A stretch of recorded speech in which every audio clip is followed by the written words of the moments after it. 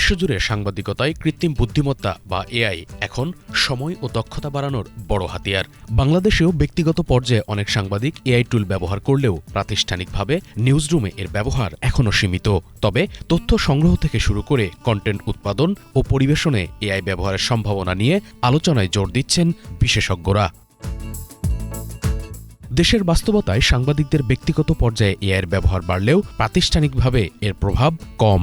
ব্যক্তিগতভাবে যারা রিপোর্টাররা প্রযুক্তিতে ব্যবহারে এগিয়ে আছে তারাই ব্যবহার করে থাকে, সেটা হচ্ছে তাদেরকে সুবিধা দেয় বলে। প্রতিষ্ঠান সামগ্রিকভাবে অর্থাৎ নিউজ গেদার থেকে শুরু করে প্রসেসিং এবং ডিস্ট্রিবিউশন পর্যন্ত প্রতিটা ধাপে একটা প্রতিষ্ঠানের নিজস্ব এআই টুলসের মাধ্যমে, লাইক ধরেন বিবিসি, তার আর্কাইভের জন্য একটা টুলস আছে, ওয়াশিংটন পোস্ট আর একটা টুলস আছে, আপনার পার্সোনালাইজেশনের জন্য এক ধরনের টুলস আছে, ডিস্ট্রিবিউশনের জন্য আরেক ধরনের টুলস আছে।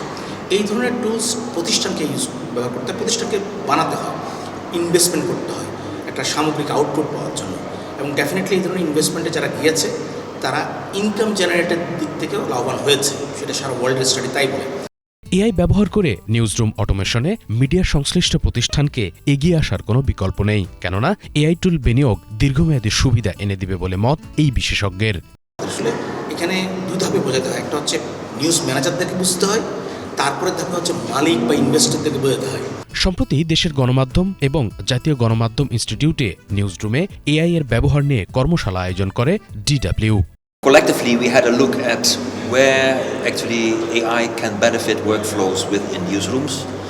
Where are the opportunities? Where are the challenges? And Bangladesh, as we know, is in the middle of quite a dynamic period. When elections are planned, you can also see that misinformation, for instance, is accelerating. কম সময়ে তথ্য সংগ্রহ থেকে শুরু করে processing এবং ডিস্ট্রিবিউশনে AI এর ব্যবহার উল্লেখযোগ্য। ফলে এআই জেনারেটেড কন্টেন্ট বৃদ্ধির পাশাপাশি বাড়ছে ঝুঁকি। So the risk is that with these new AI tools that are very fast, very powerful, we take immediately what is produced by AI and give it over to our audience. That is a risk because we need to be ethical, we need to be very careful, we need to be critical what AI produces.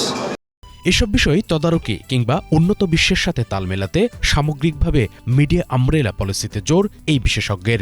আমাদের দরকার ছিল আসলে সবসময় যে media umbrella policy, কিন্তু আমরা কোনো সময় ভেবেছি পত্রিকার জন্য পলিসি, কোনো সময় অনলাইনের জন্য, কোনো সময় ব্রডকাস্টের জন্য, কোনো সময় অ্যাডভার্টাইজিংয়ের জন্য।